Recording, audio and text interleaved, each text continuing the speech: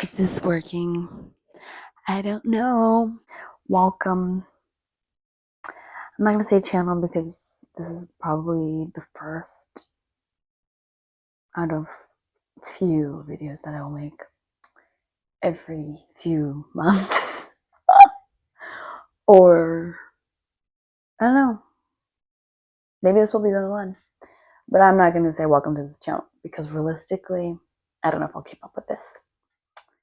But I just wanted to come on here and share about an experience that I had this year. I actually wanted to make this video when this all first happened, when I first went to this church camp thing. And I felt like God revealed a lot to me that weekend about myself, about Him, you know. But it's something that I just kept putting off because I don't know why. I think it's because of the time it takes to record these videos and then to edit. But I'm gonna try to keep this quick. So basically I'm Brazilian. My parents are Brazilian. I was born in the United States, but I go to a Brazilian church called Lagoinha. Okay. And they have it's like a young adult service that they have called Legacy.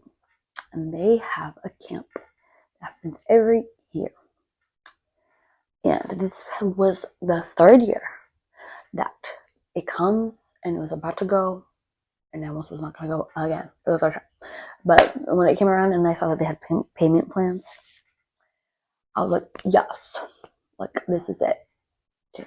In the past, last year I didn't go because I was in a relationship and he did not want to go, and so I was not going to go without him, which is so stupid looking back now. I regret it so much, but thank God that I got to go this year. And then the year before, I just thought it was too expensive. Which it was expensive this year too, I'm not gonna lie, but it was definitely something like an investment, right? This year I really made it a point to I've been reading my Bible. I'm trying to finish reading it within the year. So read my Bible every day, and then go to church every Sunday. And then I started serving. I serve once in a while. At an American church that I go to, which is actually another thing for another day, because my mom is like, it's wrong that you go to two churches. You should only be going to one. And I'm like, girl, it's not that deep. What do y'all think? Should somebody only be congregating at one church? Or is it okay to go to two churches? Anyway, though, that's not the point. I want to talk about my experience at this camp, which was really life-changing. It was from the beginning was very different than anything I've experienced before. All the church camps I had ever gone to were with American churches were always big flashy opening events and performances and worship, which this one had worship too, but the opening people of the first night were from Bethel, and it was very different than anything I've ever experienced in a church setting. I've been in church my whole life, but this I thought was different because it was just not so flashy and boom bop bam, you know. It was very subtle. There was worship, and it wasn't a preaching. I don't know how to explain it. It was a flow. It was a worship flow moment, right? And then after, not even after, it kind of just flowed, into them giving words, prophetic words to people, and praying for people, and having, what is it called? Prayer, not requests, but when they call people to go up. Okay, I forget what it's called. They had that, and I don't know. It was just such a different like environment than anything I've ever experienced. And it was like that on Saturday morning too. The same thing. It was like on Saturday was in less worship. It was more like prayer and like flowing and like giving prophetic words to people. There was like not really preaching, which to me was like, hello, was there gonna be like where's the work? Like what's going on? But it was so interesting to me because like there was a Saturday morning session and then like lunch and then like an evening. So in between the Saturday morning session and the evening session, there was like a free time because at this campground there's like a water slide, there's a lake, you could go kayaking. They have like one of those blobs. They have like what is it? You know, bow and arrow. I feel like archery. Had archery. There was like all these events, activities that you could choose from to do, which also was so cool. But so and then during that time, like at first I was like, I don't know what I want to do. There's too much, and so I was just kind of chilling, and I was in the camp dorm room, and like tell me why that was the moment where like God spoke the most to me through one of the girls that was also sleeping in that room. She was like doing her hair, getting ready, I don't know. And then I just went in and I started talking to her. And she just started asking me about like my past, my relationships, and that. So I told her, I used to be married. I got married to help this person get documents, but we were dating before that, and so it is something that got very confusing, and it ended up being very toxic, and it did not end well. I mean, it could have been worse, probably, really, but it was definitely something hard for me to get through because that was like my first relationship, my first all the things, you know. And so I told her about that, and then how after immediately right after that relationship, I got into another relationship, and then my last relationship, I like didn't wait either. I tried, and I told him that I wanted time, but he did not respect it, and I was like, okay, which I'm like, girl, you're 27 years old at the time, like before my first boyfriend, first relationship. Okay, I was 20 years old at the time when I like got married to this person to help me with documents. But this last relationship, I was 27. Like, there's no excuse, Spooky. Like, I really shouldn't have let this person like, well, if you don't get me now, maybe you won't get a chance again. And I fell for it. I did, which is okay. You live and you learn, right? But so then this girl was telling me how she's the same way. Like she was just going from relationship to relationship and never. And oh, that is the other thing. My first boyfriend, I was like so head over heels for this man, and he was like not the best person, like in general. Not even that he was like a bad boyfriend or nothing. He was just like a shitty individual, like even to his friends. I cursed. Sorry, guys.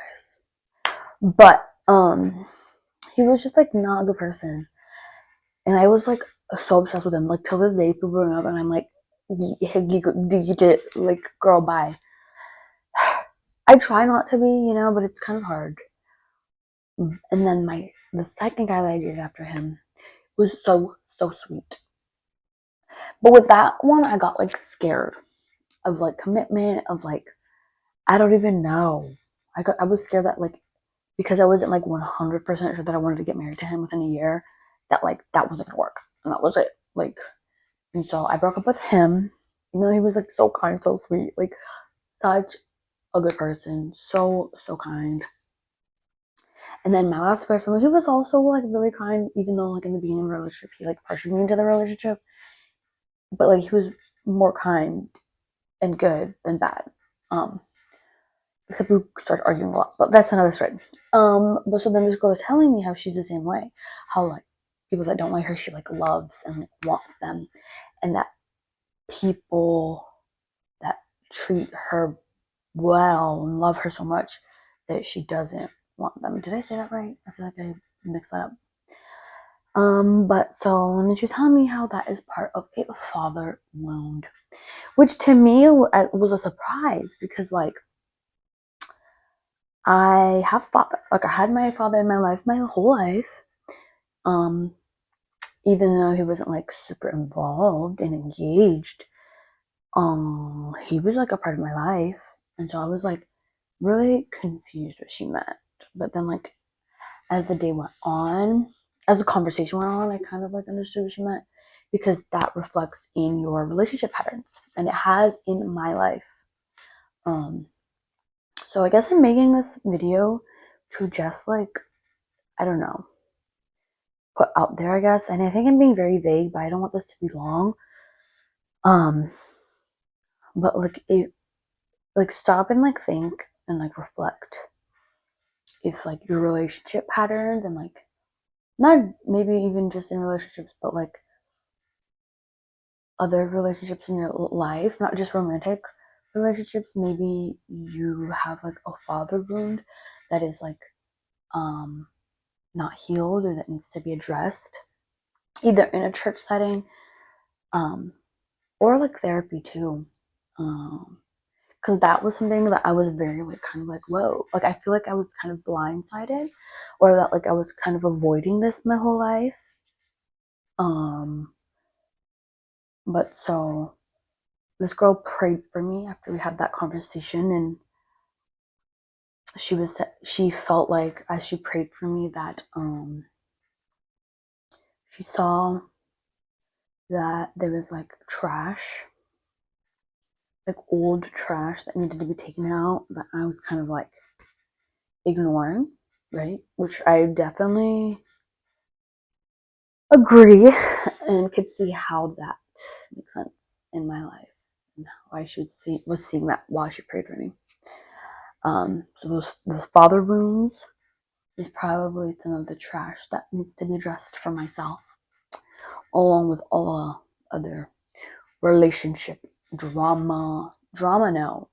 Well, I guess drama and trauma, but um, yeah. If you have some patterns in your life that you want to figure out why they're happening, or just things that you can't figure out, right? Maybe think and reflect about how was your relationship with your dad, with your father, even if he is in your life.